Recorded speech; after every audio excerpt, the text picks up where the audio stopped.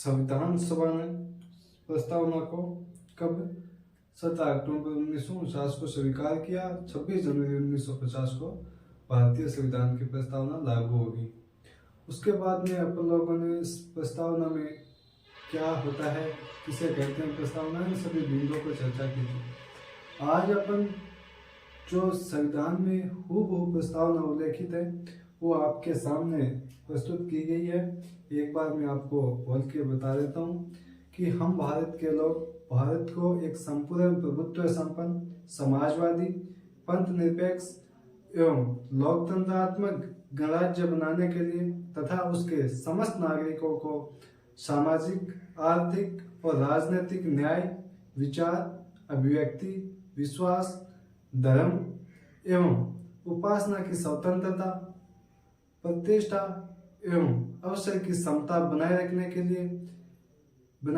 के लिए तथा उन सब में व्यक्ति की गरिमा और राष्ट्र की एकता और अखंडता को सुनिश्चित करने वाली बंधुता को बढ़ाने के लिए दृढ़ संकल्प होकर अपनी इस संविधान सभा में आज तारीख 26 नवंबर 1949 ईस्वी मिति मार्गशीर्ष शुक्ल सप्तमी संवत 2006 विक्रमी को एतद द्वारा स्वीकृत इस संविधान को अंगीकृत, अधिनियमित और आत्माकृत करते हैं। तो दोस्तों, जो प्रस्तावना मैंने आपके सामने बोली, हूबहू प्रस्तावना आपके सामने बोर्ड पर उल्लेखित है। एक बार आप इस पर नजर डाल लीजिए और चाहो तो आप इसका स्क्रीनशॉट भी ले सकते हो, कोई दिक्कत नहीं है, ठीक है ना। बाद में अपन देखेंगे कि जो प्रस्तावना से भांति भांति के जो सवाल बनते हैं उन सब के बारे में अपन लोग चर्चा करेंगे।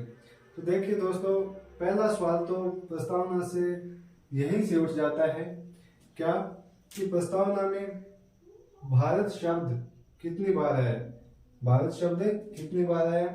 तो देखिए दोस्तों, प्रस्तावना के अंदर भारत शब्द है वो 2 बार है। एक बार तो ये कौन सा, हम भारत के लोग, और दूसरा भारत को, 2 बार है ना, ठीक है जी, एक सवाल कर लिए। उसके बाद में अपन देखते हैं कि प्रस्तावना के अंदर 3 प्रकार की स्वतंत्रताओं का उल्लेख किया गया है। कौन कौन सी, एक तो सामाजिक स्वतंत्रता, आर्थिक स्वतंत्रता और राजनीतिक स्वतंत्रता, सामाजिक न्याय, आर्थिक न्याय और राजनीतिक न्याय।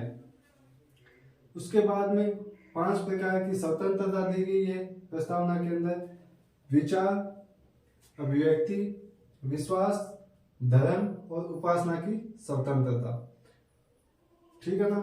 उसके बाद में प्रतिष्ठा, अवसर की समता प्राप्त करने के लिए तथा उन सब में व्यक्ति की गरिमा और राष्ट्र की एकता और अखंडता को सुनिश्चित करने की बात की गई है। उसके बाद में अपन देखते हैं कि भारतीय संविधान की प्रस्तावना में संविधान अंगीकृत करने की जो तिथि है वो कब की दी गई है, 26 नवंबर 1949 ईस्वी की, ठीक है ना। तो ये सब बातें आपको ध्यान रखेंगे। उसके बाद में अपन देखते हैं कि जो भारतीय संविधान की प्रस्तावना है उसको देखने से 3-4 बातें अपन लोगों के सामने निकल के आती हैं और उन सभी की अपन चर्चा करेंगे।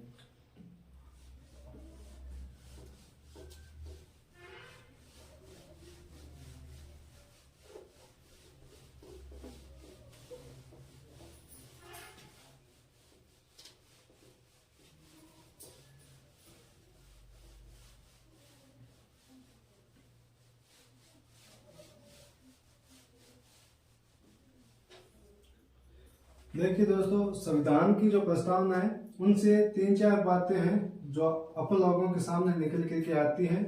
कौन कौन सी हैं, तो देखिए सबसे पहले तो बात तो ये कि प्रस्तावना को देखने से यह स्पष्ट होता है कि संविधान का स्रोत कौन है, संविधान के स्रोत,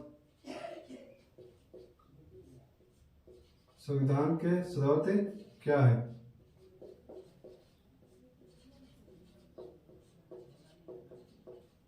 ठीक है ना। दूसरी बात जो प्रस्तावना से स्पष्ट होती है वो कौन सी है कि सरकार का स्वरूप क्या है, सरकार का स्वरूप क्या है। और तीसरी बात जो सामने निकल के आती है वो कौन सी आती है कि संविधान का उद्देश्य क्या है, संविधान का उद्देश्य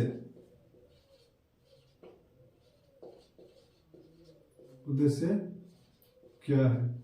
और उसके बाद में जो चौथी बात निकल के आती है वो है संविधान लागू होने की तिथि,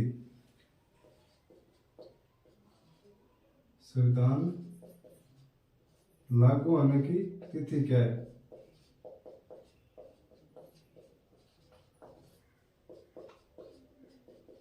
होने की तिथि क्या है। प्रस्तावना को देखने से अपन लोगों को ये चार बातें स्पष्ट होती है कि संविधान का स्रोत क्या है, सरकार का स्वरूप क्या है, संविधान का उद्देश्य क्या है और संविधान लागू होने की तिथि क्या है। ठीक है ना दोस्तों, जब भी अपन संविधान के स्रोत की बात करते हैं तो इसमें प्रस्तावना में स्पष्ट लिखा हुआ है क्या, हम भारत के लोग, हम भारत के लोग, यानी इसका पहली बात तो हम भारत के लोग जो शब्दावली है वो कहां से ली गई है, यूएसए से, यानी संयुक्त राज्य अमेरिका से। ठीक है ना। उसके बाद में इस शब्दावली को देखने से फिर दो बातें स्पष्ट होती है, हम भारत के लोग जो शब्दावली है उसको देखने से दो बातें फिर स्पष्ट होती है। पहली कौन सी है कि संविधान का निर्माण है, संविधान का निर्माण किसने किया है, निर्माण भारतीय जनता ने किया है, भारतीय जनता ने किया है। ठीक है ना। इसका मतलब क्या हुआ कि जनता ही क्या है, संविधान का स्रोत है। यानी इसका सीधा सा मतलब ये है कि संविधान सभा के सदस्य ये कहना चाहते हैं कि संविधान का निर्माण चाहे हमने किया हो, लेकिन संविधान निर्माण करने की जो ताकत है, जो शक्ति है, वो हमें किससे मिली है, जनता से प्राप्त हुई है। और दूसरी जो बात क्या है कि भारत में जनता क्या है, सर्वोच्च है, यानी जनता को ही सर्वोच्च माना गया है। सर्वोच्च कौन है, जनता। दो बातें स्पष्ट होती है, हम भारत के लोग जैसी शब्दावली से, ये जो शब्दावली है वो यूएसए से ली गई है। ठीक है। पहली बात तो ये कि संविधान का निर्माण भारतीय जनता ने किया है, और दूसरा कौन सा है, सर्वोच्च, भारत में जनता क्या है, सर्वोच्च है। ठीक है ना। उसके बाद में एक पुस्तक लिखी गई थी, किसने लिखी,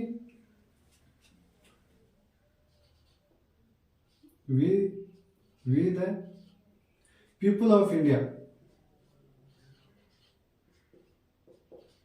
पीपल ऑफ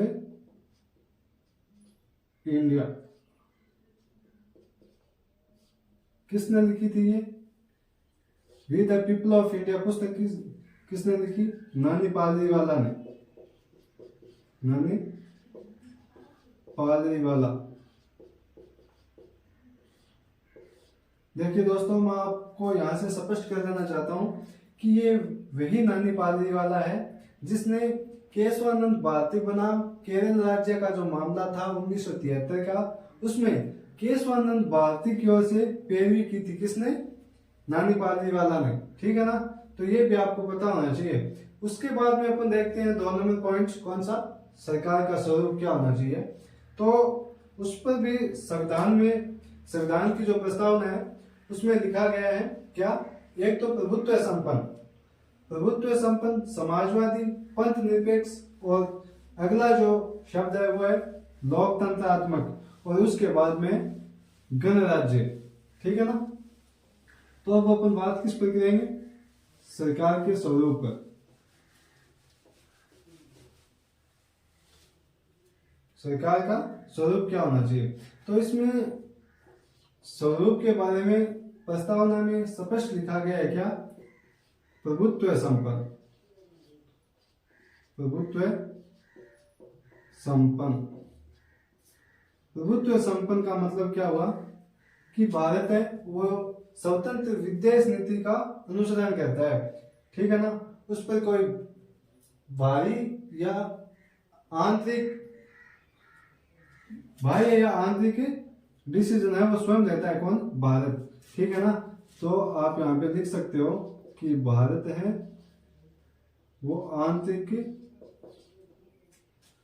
है वो क्या? स्वतंत्र विदेश नीति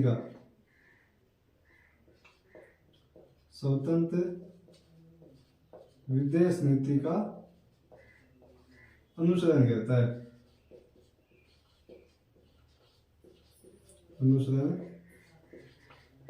करता है, ठीक है ना। यह बात दी गई है प्रभुत्व संपन्न के अंदर। दूसरा जो शब्द है आपके सामने वो कौन सा है? समाजवादी।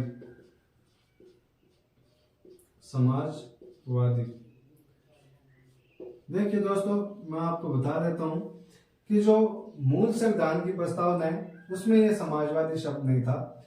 तो आपका सवाल ये रहेगा कि फिर जो समाजवादी शब्द है वो कब जोड़ा गया? तो देखिए, समाजवादी जो शब्द है वो 42वें संविधान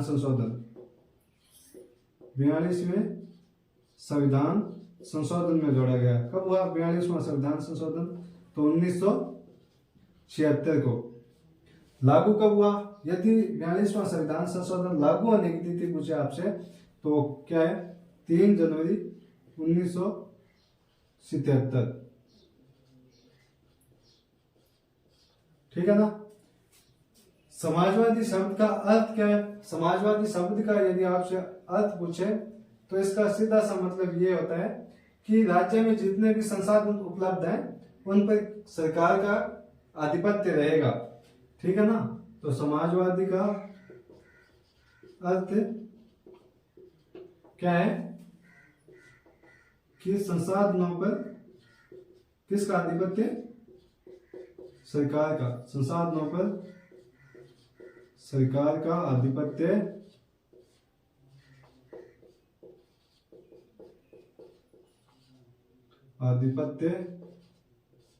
रहेगा। समाजवादी जो शब्द है उसका अर्थ है कि संसाधनों पर सरकार का आधिपत्य रहेगा। अब देखिए दोस्तों, 1991 में आर्थिक सुधार लागू हुआ था और उसके बाद में जो समाजवादी शब्द है वो अप्रासंगिक होने लगा है और राज्य की इस भूमिका है इसमें कम होती जा रही है, ठीक है ना। समाजवादी है उसमें राज्य की भूमिका कम होती जा रही है और राज्य की जो भूमिका कम होती जा रही है उसे कहा जाता है राज्य पश्चगमन। राज्य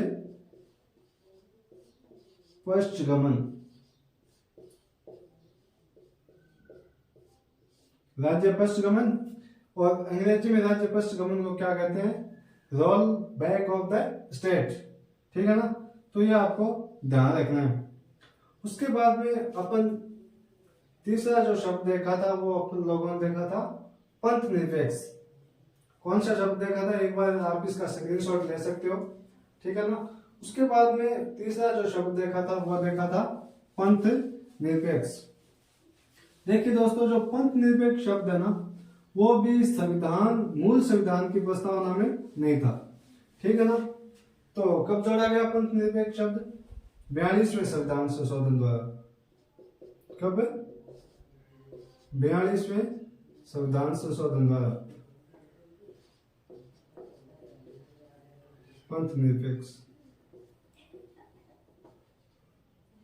पहली बात तो आपको क्या लिखनी है, साथ साथ में आप नोट डाउन कर लीजिएगा प्लीज कि पंथ निरपेक्ष जो शब्द है वो कब जोड़ा गया? 42वें संविधान संशोधन द्वारा।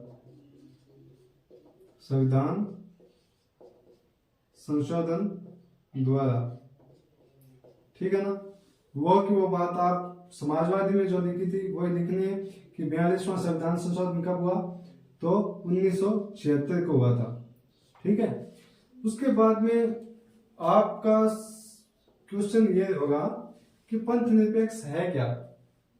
यानी पंथ निरपेक्ष जो शब्द है उसका मतलब क्या है?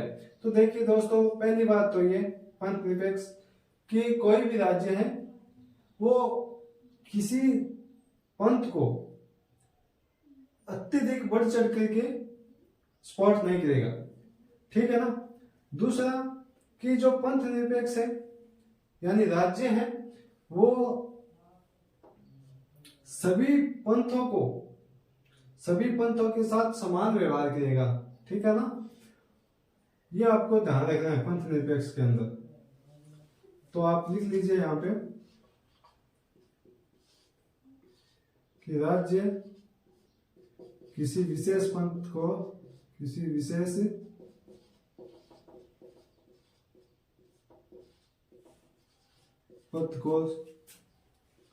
सपोर्ट नहीं करेगा,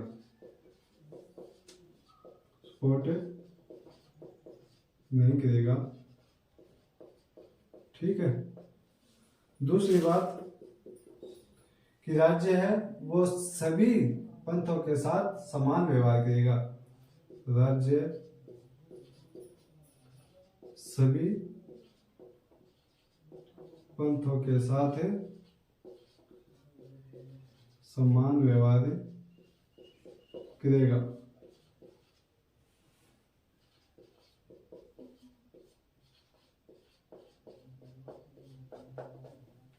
समान व्यवहार करेगा, ठीक है ना। उसके बाद में अपन देखते हैं कि संविधान का एकमात्र अनुच्छेद कौन सा? 25। यानी अनुच्छेद 25 संविधान का एकमात्र ऐसा अनुच्छेद है जिसमें पंथ निरपेक्ष शब्द का उल्लेख किया गया है। तो आप नोट डाउन कर लीजिए कि अनुच्छेद 25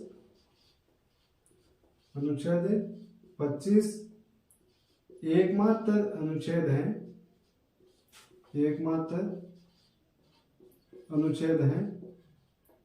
जिसमें पंथ निरपेक्ष शब्द का उल्लेख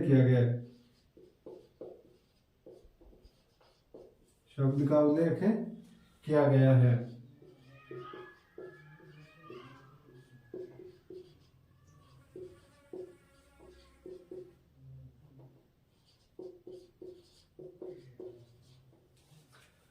यानी अनुच्छेद 25 एकमात्र ऐसा अनुच्छेद है जिसमें पंथ निरपेक्ष शब्द का उल्लेख किया गया है। उसके बाद में दोस्तों संविधान सभा के एक सदस्य है कौन? बृजेश्वर प्रसाद ने प्रस्तावना में पंथ निरपेक्ष शब्द जोड़ने का प्रस्ताव रखा था, लेकिन वो स्वीकार नहीं हुआ। तो ये बात भी आप नोट डाउन कर दीजिए कि संविधान सभा के सदस्य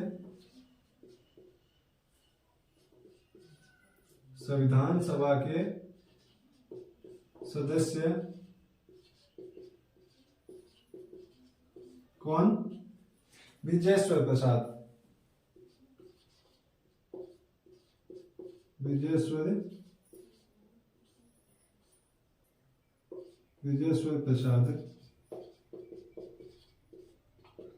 ने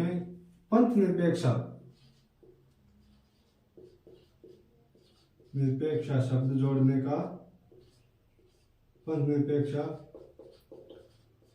शब्द जोड़ने का प्रस्ताव रखा था,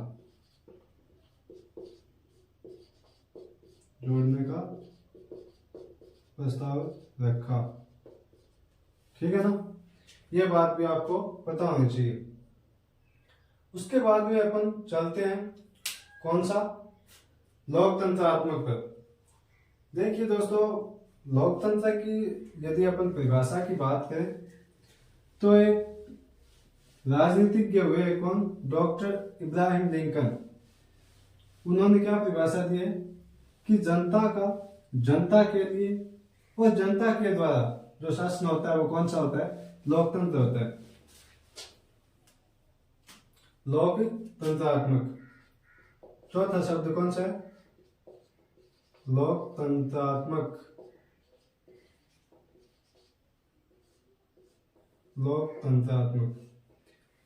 लोकतंत्रात्मक यानी जनता का जनता के लिए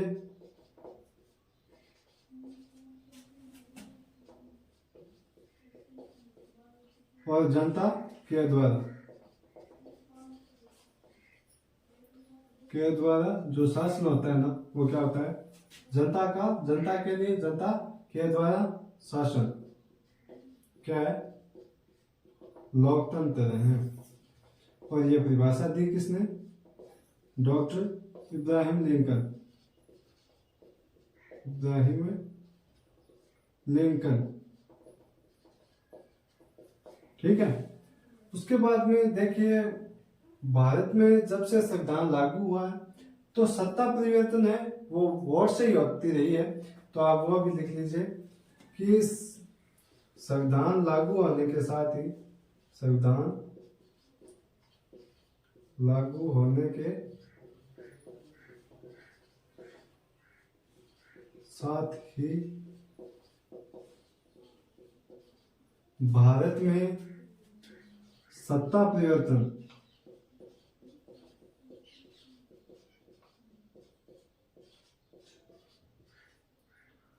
परिवर्तन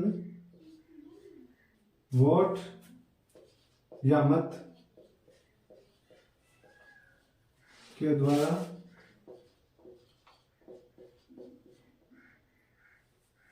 भारत में सत्ता परिवर्तन वोट मत के द्वारा होता रहा है। ठीक है। उसके बाद में 73वें व 74वें संविधान संशोधन में स्थानीय निकायों को संवैधानिक मान्यता दी गई और इन स्थानीय निकायों में प्रत्येक 5 वर्ष में निर्वाचन यानी चुनाव करवाना अनिवार्य है। तो आप वो भी लिख लीजिए कि 73वें व 74वें संविधान संशोधन, 73 व 74वें संविधान संशोधन।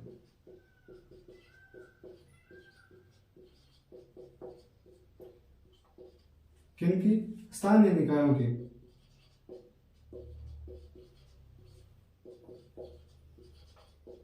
निकायों को मान्यता दी गई, संवैधानिक मान्यता दी गई। ठीक है। और इन स्थानीय निकायों द्वारा प्रत्येक 5 वर्ष में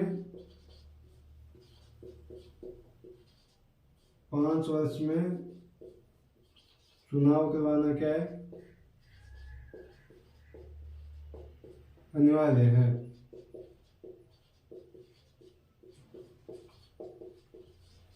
ठीक है ना। तो एक बार आप इसका स्क्रीनशॉट ले लीजिए कि 73वें व 74वें संविधान संशोधन द्वारा स्थानीय निकायों की को संवैधानिक मान्यता दी गई और इन स्थानीय निकायों के द्वारा प्रत्येक 5 वर्ष में चुनाव करवाना क्या है? अनिवार्य है। ठीक है ना। उसके बाद में जो नेक्स्ट शब्द है वो कौन सा है? गणराज्य। गणराज्य।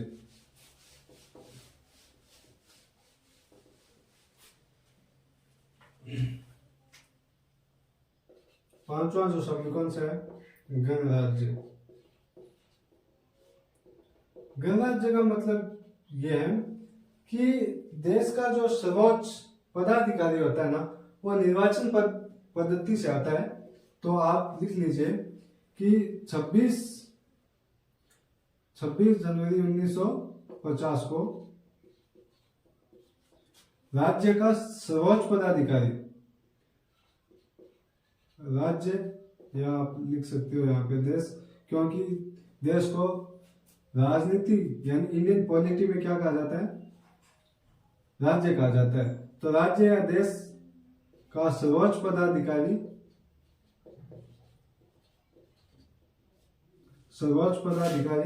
किससे आया है? निर्वाचन पद्धति से आया है।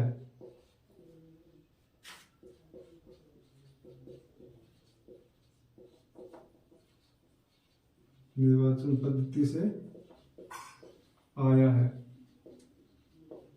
ठीक है ना। और 26 जनवरी 1950 को ही सबसे पहले भारत के सबसे पहले राष्ट्रपति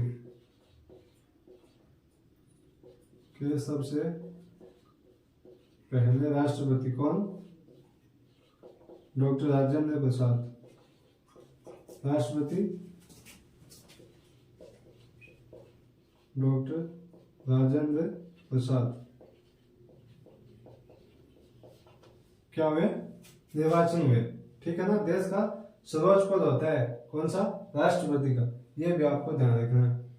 उसके बाद में देखिए दोस्तों, मैं आपके सामने 4 शब्द प्रस्तुत कर रहा हूं। कौन कौन से? तो पहला तो है आपके सामने लोकतंत्र। ठीक है। दूसरा है जनतंत्र, और तीसरा जो शब्द है वो कौन सा है? प्रजातंत्र। और चौथा शब्द है वो कौन सा है? गणतंत्र। ठीक है ना।